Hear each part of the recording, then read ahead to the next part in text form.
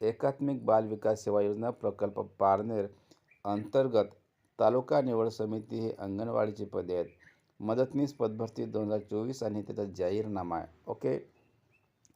अंगणवाडी मदतनीस पदभरती 2024 एकात्मिक बाल विकास सेवा योजना प्रकल्प पारनेर जिल्हा अहमदनगर अंतर्गत रिक्त असणाऱ्या मदत यांचे पदे भरणार.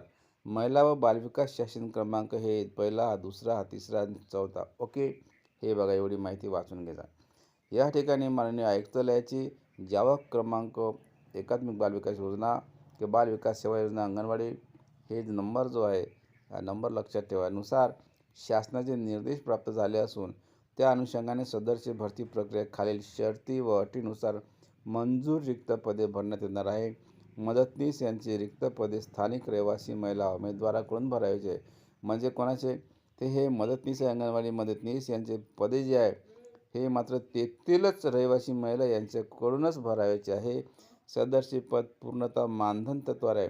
कोणते? अंगणवाडी सेविका किंवा अंगणवाडी मदतनीस यांचे पद हे मानधन तत्त्वावर असल्यामुळे तात्पुरत्या स्वरूपात भरायचे आहे.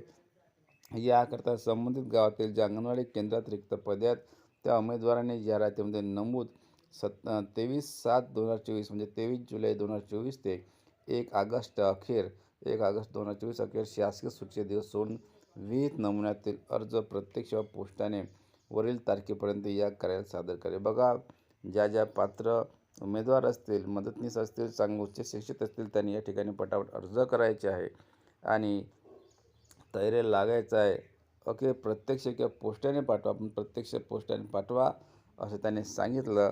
तारीख मात्र 23/7/2024 ते 1/8/2024 या शासकीय सुट्टीचे दिवस सोडून. ओके. हां. तर त्यानंतर आलेल्या अर्जाचा विचार केला जाणार नाही. अंगणवाडी मदतनीस या पदासाठी शैक्षणिक पात्रता 12वी उत्तीर्ण राहील. ओके. ज्या 12वी उत्तीर्ण आहे किंवा 12वीची पास असेल, त्यापेक्षा जास्त जरी क्वालिफिकेशन असेल तरी मात्र त्यांनीसुद्धा या ठिकाणी अर्ज करा. कारण नोकरी आहे, मानधन तत्त्वावर असो, कोणत्या तत्त्वावर असो, नोकरी मिळवण्याची आपली जबाबदारी आहे. ओके. हे शासन काही जाणून-बुजून नोकरी देत नाही, तर आपल्याला ते मिळवावी लागेलच. किमान शैक्षणिक पात्रतेसोबतच, म्हणजे 12वी हे कमीत कमी आहे, त्यापेक्षा जास्त असलं तरी चालेल.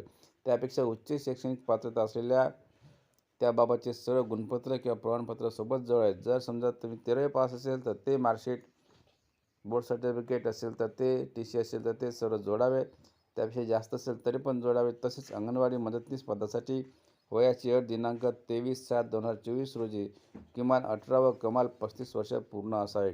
म्हणजे याने वयाची अट घालून दिलेली आहे. कमीत कमी वय 18 वर्ष असला पाहिजे, म्हणजे 12वी पास होतं, आणि जास्तीत जास्त वय वर्ष 35 वर्ष पूर्ण असावे असं त्यांचा आग्रह आहे.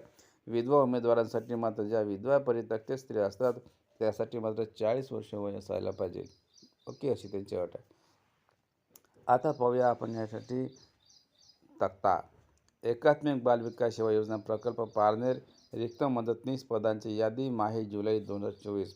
माहे म्हणजे महिना, जुलै महिन्यातील 2024 या सालातील कोणकोणत्या अंगणवाडी केंद्रामध्ये किती मदतनीसाचे पद रिक्त आहे बघा. गावाचं नाव आहे पळवे. देशमुख वस्तीमध्ये 1 मदतनीस पाहिजे. दुसरा नंबर आहे पाडळी रांजणगाव या येथे जाधव मळा या अंगणवाडी केंद्रामध्ये 1 मदतनीस पाहिजे. ओके. आता पटापट वाचतोय. मसने या गावामध्ये जंबे मळ्यामध्ये 1 मदतनीस पाहिजे. रांजणगाव मशीदमध्ये जवक मळ्यामध्ये 1 मदतनीस पाहिजे.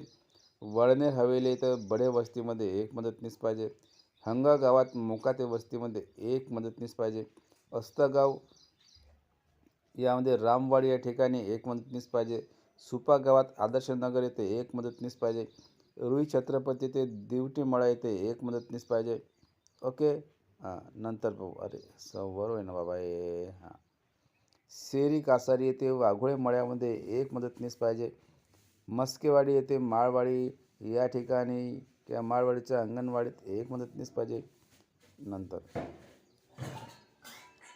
देवी भोयरे मगरदरा येथे 1 मदतनीस पाहिजे. देवी भोयरे शिव वस्तीमध्ये 1 मदतनीस पाहिजे. देवी भोयरे सरडे वस्तीमध्ये 1 मदतनीस पाहिजे. देवी भोयरे बेलोटी वस्तीमध्ये 1, म्हणजे देवी भोयरे येथे मात्र 4 मदतनीसांची, 4 वस्त्यामध्ये 4 मदतनीसा पाहिजेत. ओके. निघोज येथे काळे वस्तीमध्ये एक मदतनीस पाहिजे. राळेगण सिद्धी येथे पद्मावती वस्तीमध्ये एक मदतनीस पाहिजे. नारायण गव्हाण येथे जाधव मळ्यामध्ये एक मदतनीस पाहिजे. वाळे गव्हाण येथे मिरी मळा येथे एक मदतनीस पाहिजे. ओके. शिरापूर येथे भिल्ल वस्तीमध्ये एक मदतनीस पाहिजे. कोकळी येथे गोगळे वस्तीमध्ये एक मदतनीस पाहिजे. गोगडे वस्ती झाली. आता अळकुटी येथे पंढरवाड मळा येथे एक मदतनीस पाहिजे. वडझिरे येथे निगुट मळा येथे एक मदतनीस पाहिजे. वडझिरे येथे पुन्हा बोरकर मळा आहे त्या ठिकाणी सुद्धा एक मदतनीस पाहिजे.